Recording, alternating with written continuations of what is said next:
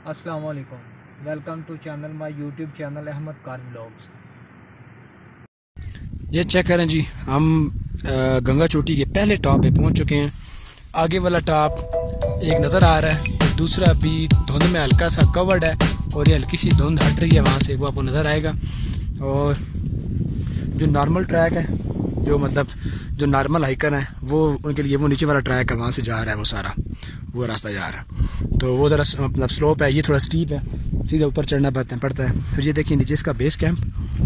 थोड़ी देर पहले यहाँ पे इतनी धुंध थी कि आपको कुछ भी नज़र नहीं आ रहा था, लेकिन हमारी गुड लक के भी मौसम बेटर हो गया है, काफ़ी ज़्यादा ठंडा है। और ये देखें आप यहाँ पे इसका व्यू, ऊपर बादल है सामने, नीचे जो है वो meadows type greenery, lush green outfield, और ये गंगा चोटी का ट्रैक। अभी हम इंशाल्लाह जा रहे हैं आगे, बाकी वीडियो